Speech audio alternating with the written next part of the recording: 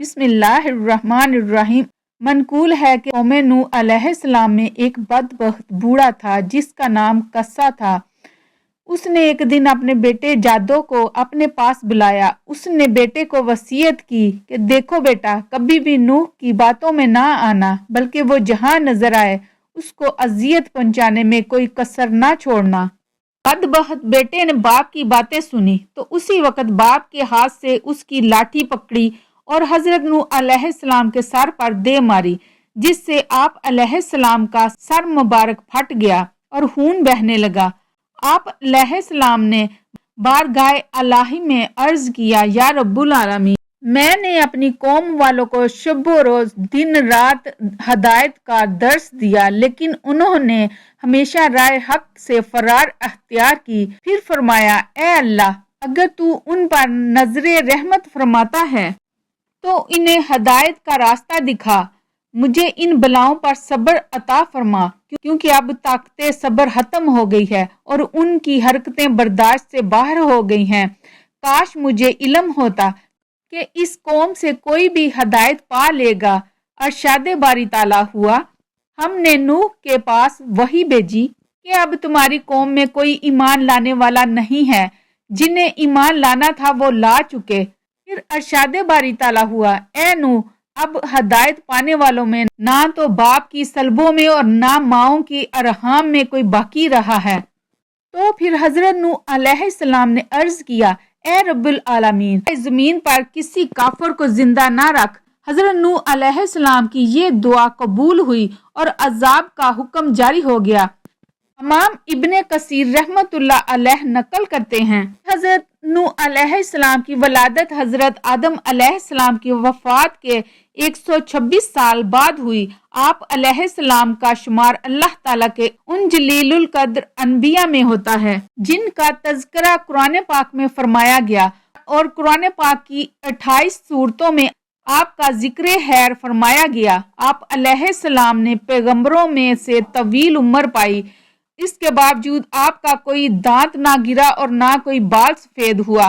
عبادت و ریاضت کا یہ عالم تھا کہ دین تبلیغ و رشد و ہدایت کے باوجود ہر دن اور رات میں 1000 رکعت ادا کرتے، اور آپ علیہ السلام ہی کو اس سلسلہ میں اولیت حاصل ہے کہ آپ علیہ السلام کی بد دعا سے امت ہلاک ہوئی۔ باوجود اس کے کہ آپ علیہ السلام کی قوم کے لوگ سخت اذیت دیتے، لیکن پھر بھی آپ علیہ السلام ان کے ساتھ حسن سلوک فرماتے، یہاں تک کہ آپ علیہ السلام ان کے گھروں میں جا جا کر تبلیغ فرماتے، جس کی وجہ سے لوگ آپ علیہ السلام کو مجنون اور دیوانہ کہا کرتے تھے۔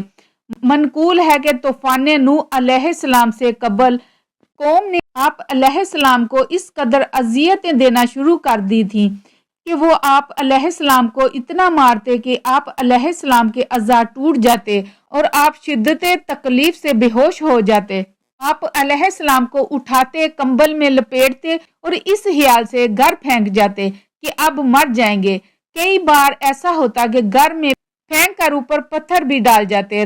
رات کو حضرت جبرائیل علیہ السلام آ کر پتھر اٹھا کر پھینکتے اور آپ علیہ السلام کو وہاں سے نکالتے، اپنے پروں کو زخموں پر ملتے، جس سے زخم فوراً ٹھیک ہو جاتے۔ اگلا دن ہوتا تو آپ پھر قوم کو گمراہی سے نکالنے کے لیے نکل پڑتے۔ تاریخ طبری میں ہے کہ حضرت ابن عباس رضی اللہ تعالیٰ عنہ سے ایک روایت مروی ہے کہ اللہ تعالیٰ نے 480 سال کی عمر میں حضرت نوح علیہ السلام کو نبوت عطا فرمائی۔ 120 سال آپ علیہ السلام نے لوگوں کو اللہ کے دین کی طرف بلایا، لیکن قوم نے کسی بات کو بھی ماننے سے انکار کر دیا۔ پھر اللہ تعالیٰ نے آپ علیہ السلام کو کشتی بنانے کا حکم دیا۔ جب آپ علیہ السلام کشتی بنانے میں مصروف تھے تو آپ کی قوم آپ کا مذاق اڑاتی تھی۔ کوئی کہتا کہ اے نوح علیہ السلام، اب تم بڑئی بن گئے، حالانکہ پہلے تم کہا کرتے تھے کہ میں خدا کا نبی ہوں۔ کوئی کہتا، اے نوح، اس خشک زمین میں تم کشتی کیوں بنا رہے ہو؟ آپ علیہ السلام ان کے جواب میں یہی فرماتے تھے کہ آج تم ہم سے مذاق کرتے ہو، لیکن مت گھبراؤ، جب اللہ کا عذاب بصورت طوفان آ جائے گا तो हम तुम्हारा मजाक उड़ाएंगे। और जब आप अलैहिस्सलाम कश्ती बनाकर उसमें सवार हुए, उस वक़्त आप अलैहिस्सलाम की उम्र 600 साल थी। फिर अजाब नाज़िल हुआ और तमाम सरकश और नाफरमान लोग पानी के अजाब में गर्क हो गए। हजरत इब्ने अब्बास रजी अल्लाह ताला अन्हो फरमाते हैं कि नूह अलैहिस्सलाम ने कश्ती के बाद 350 साल मजीद जिंदा रहे। हजरत काब अहबार रजी अल्लाह ताला अन्हो फरमाते हैं कि जब हजरत नूह अलैहिस्सलाम की वफात का वक़्त करीब आया तो आप अलैहिस्सलाम एक पहाड़ पर सैर फरमा रहे थे। हजरत मलकुल मौत रूह कब्ज़ करने के लिए तशरीफ लाए तो आप अलैहिस्सलाम के पीछे पहाड़ पर तशरीफ ले गए।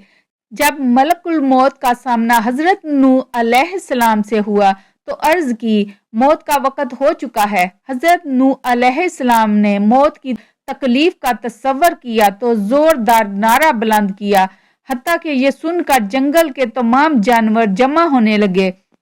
फिर आप अलैहिस्सलाम ने मलकुल मौत से बराए तलीम उम्मत फरमाया, मुझे इतनी मोहलत दी जाए कि मैं अपने घर वालों से रुखसत हो लूं।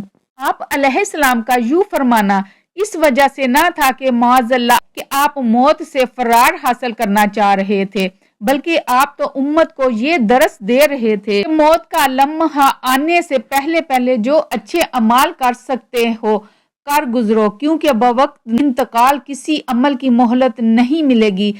चनाचे मलकुल मौत ने कहा कि मुझे उसकी इजाजत नहीं कि मोहलत दी जाए। ये सुनकर आप अलैहिस्सलाम ने फरमाया कि इस जंगल में मेरी नमाज जनाजा कौन पढ़ेगा।